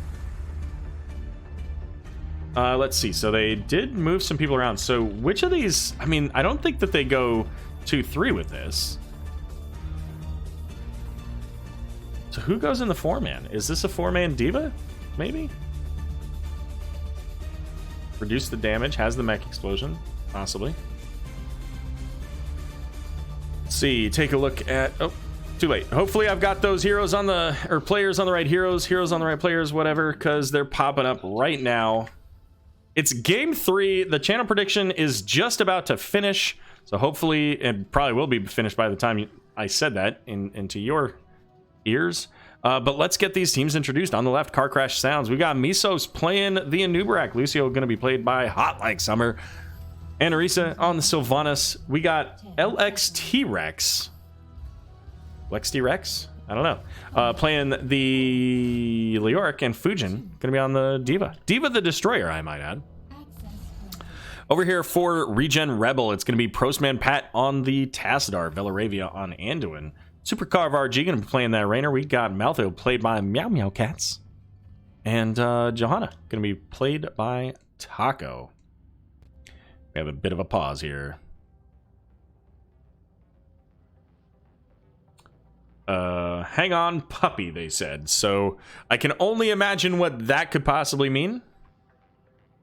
Double bruise into Malthael can be yeah, like I don't know. I don't know how much damage they're going to be able to get out of a Leo or a D.Va into this.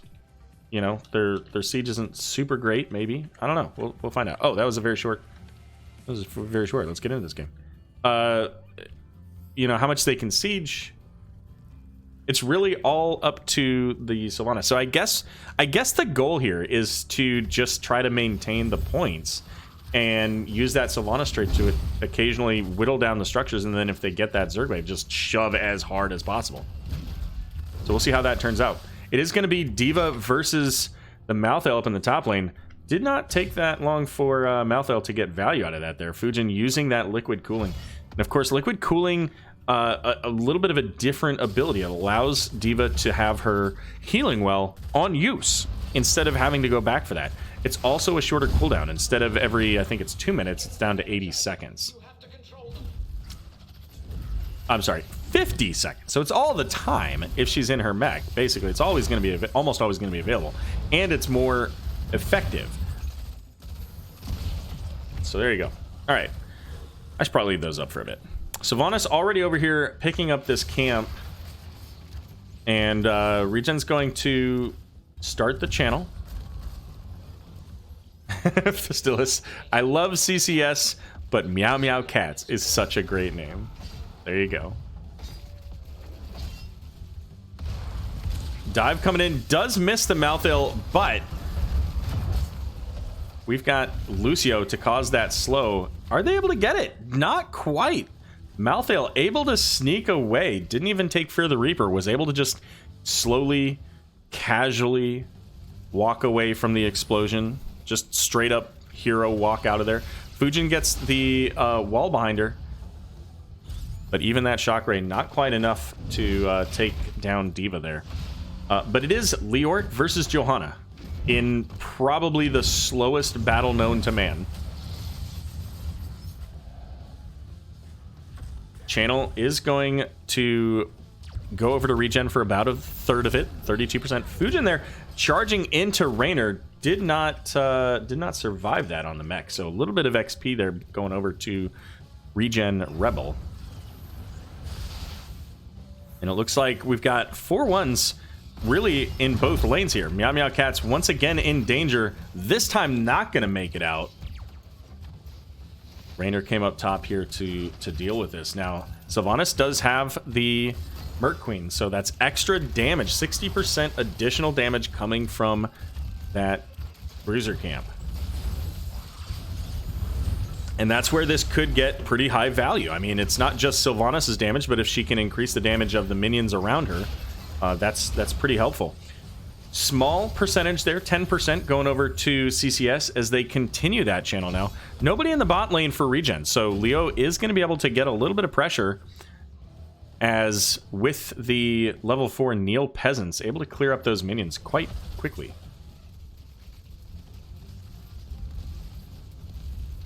And definitely working with a different split here. So again, the 4-1, but flipped up on its head here. CCS working to push down in the top lane.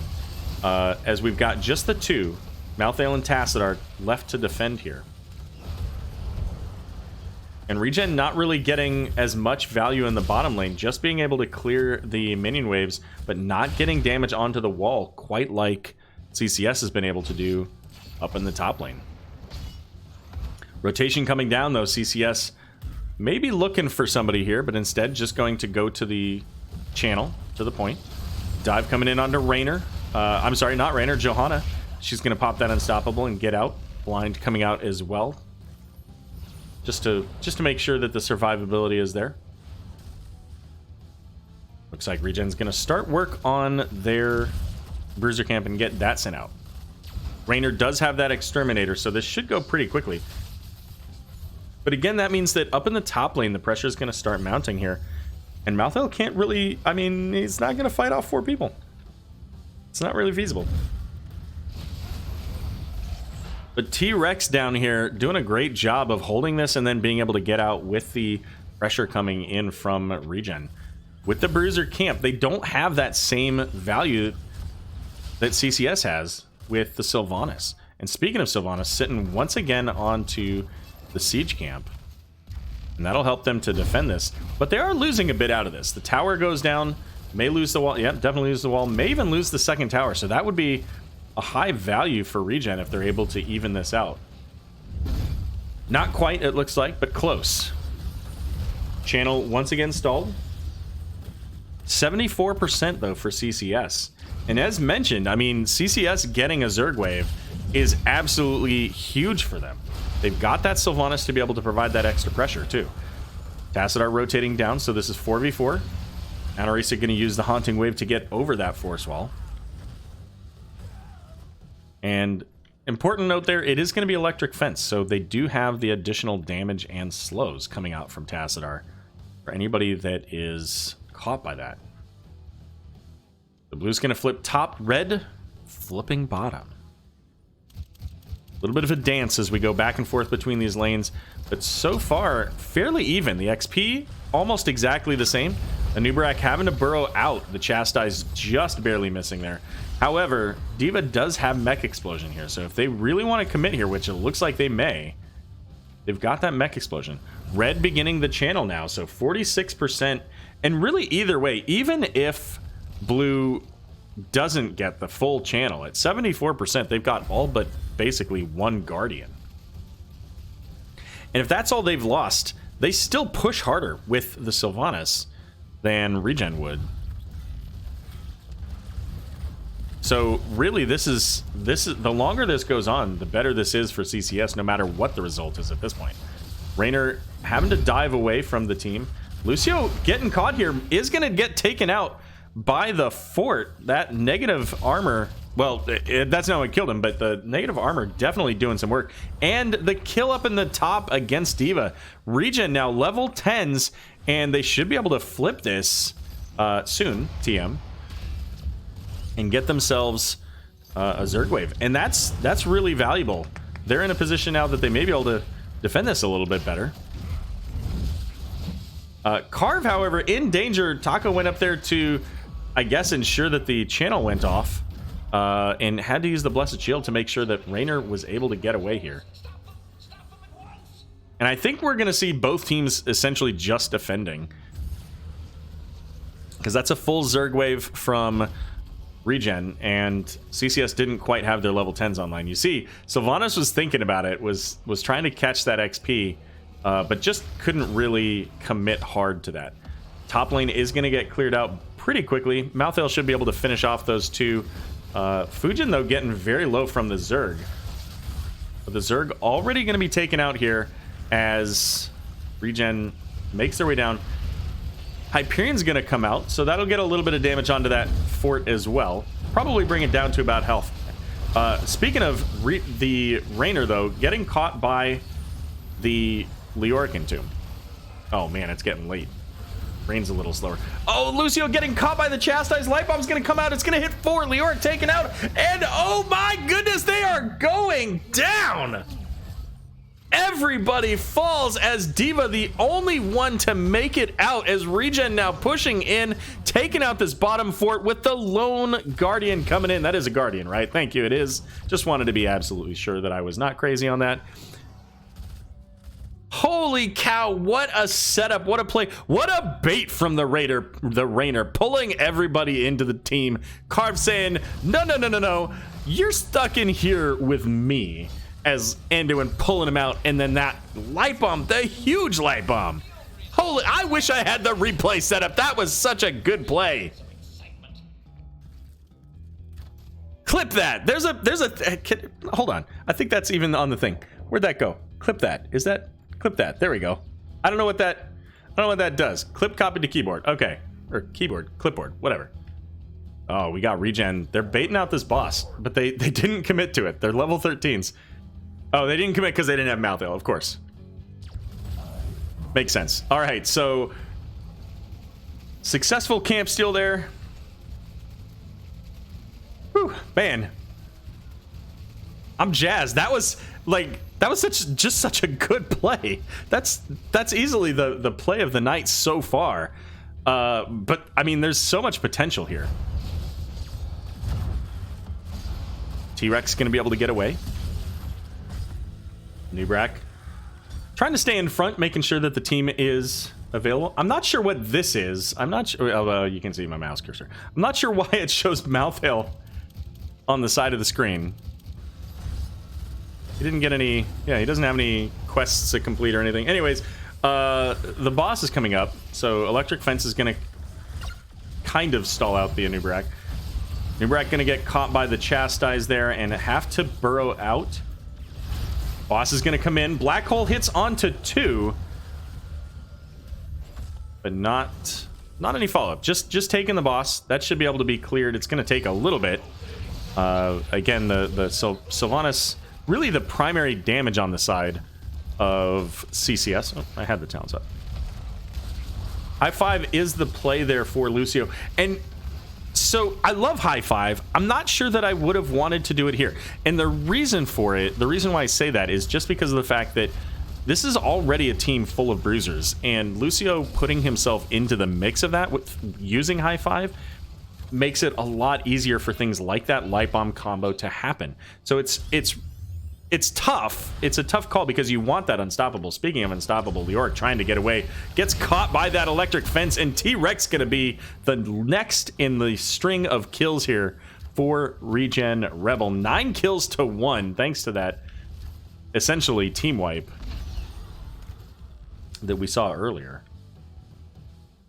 But I think Sound Barrier could have been a good play for him here. We're gonna get that. Oh, but unless they can get to 20 and get mixing fire, that could be fire. Speaking of bad puns, Fujin gonna try to make it away. I don't know if she's got her boosters. It's not looking like, yeah, it's not looking like she does, but is able to make it away. Blue team, CCS coming down into the bot. They're able to pick up the channel to stall that out. 54% with the red team, ReGen Rebel. And now we begin, once again, our dance. A couple of percent going over to ReGen Rebel as they're already on their way, rotating up into the top here. Leo in the bottom lane, so this is a fight that ReGen's really looking for. In some ways dangerous because they don't have that 16. You don't want to potentially lose that here. But if they can get that kill onto a Nubrak, it's huge. And Johanna is caught in that cocoon, but there's not any follow-up. The mech explosion used there just to force the team back. Leoric, you could see, was coming up, ultimately sent down to the bot lane to flip the channel here. Might be in danger. I think he's okay, though. I think Leoric's fine. Yeah. There's no Blessed Shield from Johanna, so the primary source of lockdown wasn't there. 16's coming up here for ReGen very soon. They'll have that with the objective, which just started now. And you know what? Having this siege camp in the bot lane is also quite helpful. That gives a little bit of a counter to the small amount of Zerg, but also forces Leo to have to deal with that. Let's take a look at these 16 talents. Now, if there's one thing that we've learned, it doesn't matter how close you are. Last game was a testament to that. Every 1-0 Towers of Doom game that started off 32-1 is a testament. So ReGen can't get overconfident here. Johanna put into that cocoon, is out of it now here. The siege onto this keep is immense, but there's no Malthael. Johanna going in, has the black hole. Light bomb coming out, hits 4, but it's actually Tassadar taken out in the back by the Leoric. Bunny Hop coming in, so has that unstoppable, but ultimately the keep is down, and now the Zerg wave able to be cleared up by CCS. Getting that kill onto Tassadar, absolutely immense.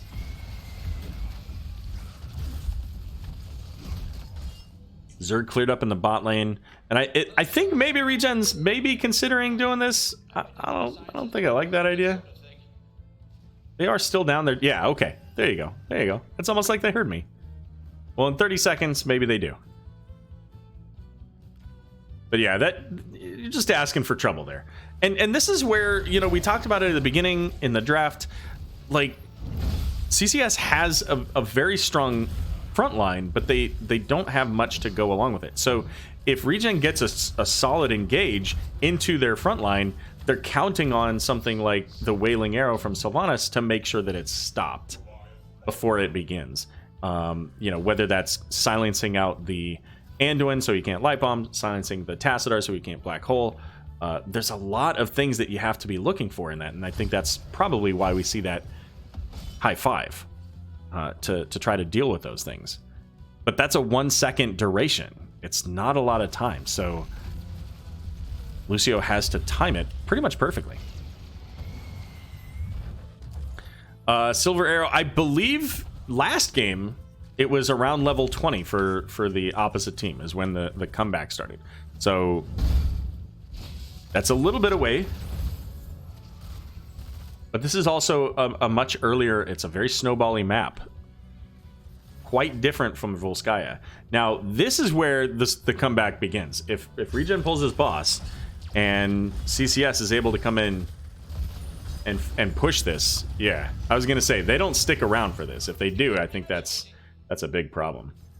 But I think that goes both ways. If CCS tries to do the same thing here, it becomes a problem for them. So we'll see. We'll see which team ends up coming out, one side or the other. Ultimately about to have a bad day. There's the Leoric falling very quickly, is going to get taken out here. Hyperion comes out, the boss is going to go over to CCS, but is it going to be enough? D.Va gets stunned there, caught in the Chastise. Baby D.Va coming out, has the Light Bomb, but it's going to whiff. And High Five going to allow D.Va to get out. So the 1 kill onto Leo in trade for the boss. Leo's back up pretty quickly. So that's not too bad. Hey, Ashen. Good to see you. Welcome. ReGen picking up the channel here. So they've already gotten a quarter of the way on the channel. This is going into the bot lane for ReGen. It's coming out of this Zergwave container right here. But we are going to get a fight now. Leoric is back. 20s are not on board yet, so D.Va goes into the mech. Misos is maybe going to fall to the last rites, and that's it. D.Va coming in with her bunny hop is going to stomp some faces here. Leoric in the back line, though, trying to stall the rest of the team out. Fujin's going to fall out of the mech. And big stun there from Lucio. Going to be able to take out that Johanna. D.Va, however, also going to fall, and that's going to be a 3-for-1 trade in favor of ReGen. And we see Raynor heading up into the top, going to flip that point and get that channel started. So just Leo and Lucio left alive, and that's a tough combo to try to get anything. So instead, they're just going to try to keep their lanes pushed out. And that was the best fight that they could have possibly gone for at that moment. Get that fight pre-20. But it did not go well. Having that kill onto the Anubrak with last rites so early on made it very difficult for CCS to take the rest of that fight. And here come the Zerg. ReGen trying to make every possible play they can to put pressure on this map. So they're going to throw out that siege camp. And of course, that is a armor reducing siege camp, no less. So once that minimal Zerg wave is gone, I mean, this goes into core. So that's a lot of potential pressure. Having Maltho clear that up means that goes a little bit sooner, but it also means that the Zerg wave in the bot lane is going to have a little bit more clear time on the side of CCS. They can get a little bit of this damage out there. Hyperion's coming out. Leoric's getting the Entomb onto Raynor, just pushing him into that wall. Couldn't follow up on it, but it meant that Raynor couldn't do what he does best, which is really burn down these people and the structures. Now, Leoric with that Wraithwalk here at 13 is trying to reduce the damage of any of the heroes from ReGen. Top lane pretty far back. A huge black hole triple kill coming out with the combo once again. Mech explosion not going to be enough. Malthael's going to go into the cocoon, but that's it. ReGen going to take the victory in game number 3. They get one final kill onto the D.Va, and what a comeback from ReGen Rebel.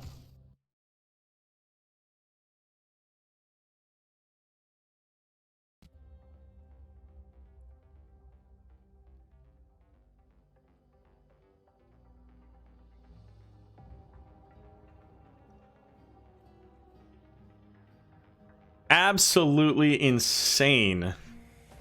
ReGen they lost game number 1. They didn't get an objective for the first 6 objectives of this series. They didn't get any of the objectives on Infernal Shrines. They didn't get any of the first 3 protectors on Volskaya. The 4th protector won them that game, turning it around, and then they just could not be beaten on Braxis here. So congratulations to them. Let's do this prediction outcome. Use outcome for ReGen. All right, let's see if we can get Taco or somebody in for an interview. And then we've got then we get to raid I hope you guys will all stick around for that raid. It's gonna be to a good friend of mine. I think you'll like her. But what a way to finish. I mean, I thought the momentum was potentially, gonna shift away there. I've seen it so many times, but the draft just really set them up for victory there. And those combos were absolutely just clutch so many times. Let's go! Welcome. We've got Taco from ReGen Rebel. My heart! Hello. Hello there. Also Pat. We also have Pat. And you know what? I'm so glad that you're here, because we're going to cover some of these things. I get a little bit of an impression, but you know what? Tell me, how are you guys doing over there? Oh my god. We had the quadratic equation to win the game. We had to do a little bit of thinking, a little bit of soul searching, and we're really happy with how we ended up coming together in the back half. And it really took till this, like, not even the second game, it took till the second half of the second game, and so this back half of the match felt way better than the first half. I mean, let's be realistic. It was the last 10% of the second game. Gotta give it 100%, 100%, and let's go. Yeah, last 10%. Oh my. Yeah, last. That. Yeah, I was crawling into bed. This is done. And then they woke me up to say, "Hey, we're winning now." Oh, okay. Yeah. You're playing game 3. Yeah, wake up. So you guys, listen, you guys did, I mean, this was an absolutely fantastic set to cast. There were highlights, there were questionable moments, there were all kinds of just everything you love to see in a HOTS matchup. Quick shout out to CCS. They played an absolutely fantastic set. Phenomenal. And I've made a lot of friends in our div this season, but CCS is our oldest friend, and I love playing with them. Mad respect for them, and we've had a lot of hype coming up to this game. We do spray tag best friends a lot, but for them, we do it non-ironically. Fair enough. I did see that, and I zoomed in even to make sure that everybody saw the love between these two teams. So, all right. So we're just gonna hit a couple of the highlights here. So, game number 1, Volskaya Foundry. Obviously, didn't go your guys' way. So, in that, game one was Shrines. Game 1 was Shrines. Yeah. Sorry. That's what I was in my head. That's what I was thinking of. I just said the wrong name. So Infernal Shrines. Yeah. So yeah, exactly. Infernal Shrines doesn't quite go your guys' way. It seems like you're always just like maybe 5% behind the curve in that one. What do you think kind of changed between, like you mentioned earlier, like you just weren't at 100%? What was it that you were trying to get to that you were missing in that first game? Game 1 came down because I don't know if you saw, but we were like our offlaner was ahead on Soak.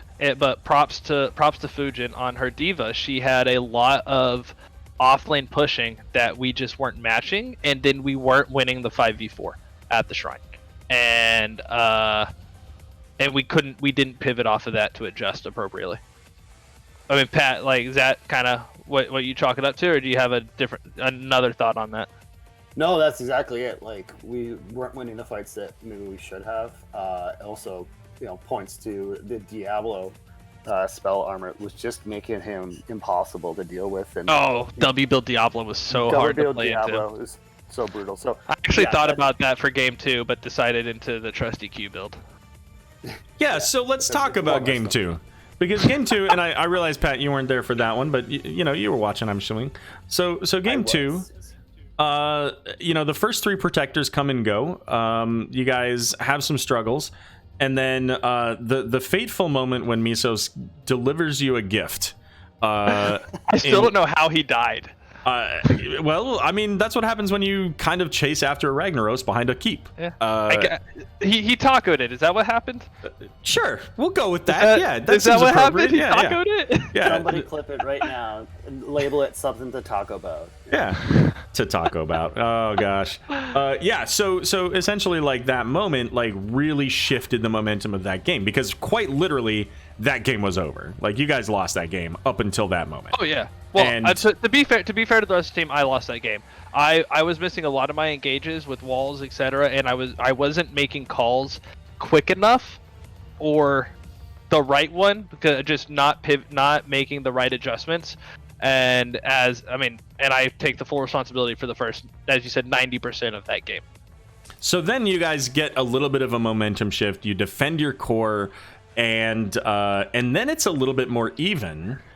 But then you start winning. So what do you attribute? Like, how did you turn that around? Obviously, the one moment, but then it was even between the two teams. You had all your stuff. How did you guys pull it off there? So first it was, all right, we have the advantage, and then I think the next thing we did was catch a pick to stagger them out, or it was either that or that's when we went for mid keep. It's a little fuzzy, but basically the whole process was, all right, we're ahead, give them nothing. And I don't think we left they had 5 up again at one other point, and we said we are not going to interact with them until we have to, or it's a pick, and it worked.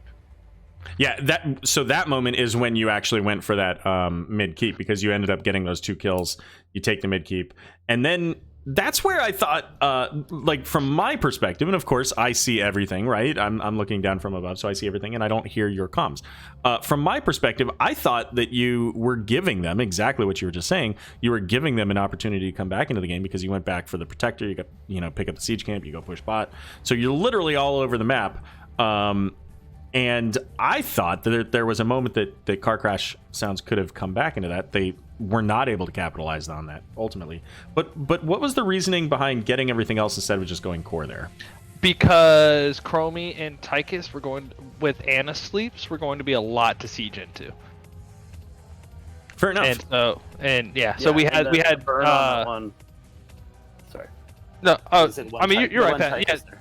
Yeah, we didn't. I didn't feel comfortable about our core burn, and Sylph on the Li Ming was good for the protector, but not so great into direct sieging quickly, and so I would rather have gotten a safer finish and get more value out of that time instead of doing a classic overstay core call. Sure. And then you get to game number 3. So obviously you bring Pat back in. Talk about game number 3. I'm not even asking. You just have the floor.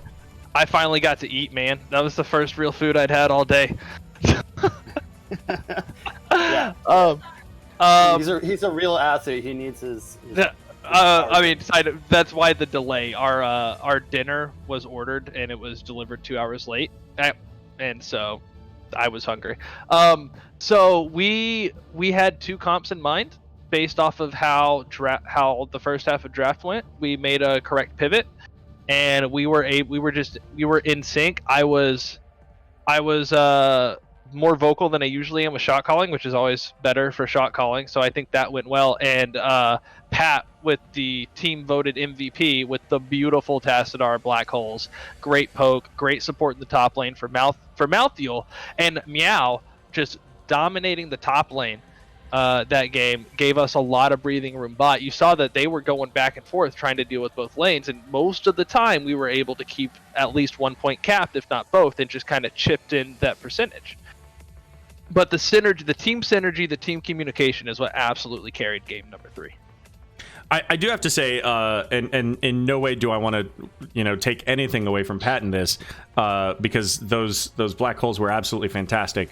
But the combination of having the condemn into potentially Blessed Shield or one of the other first, along with the light bomb, that first one was absolutely massive.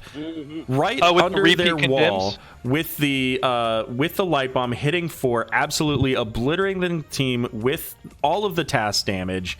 I think Malthuel was in there too. It was right after you guys hit level 10.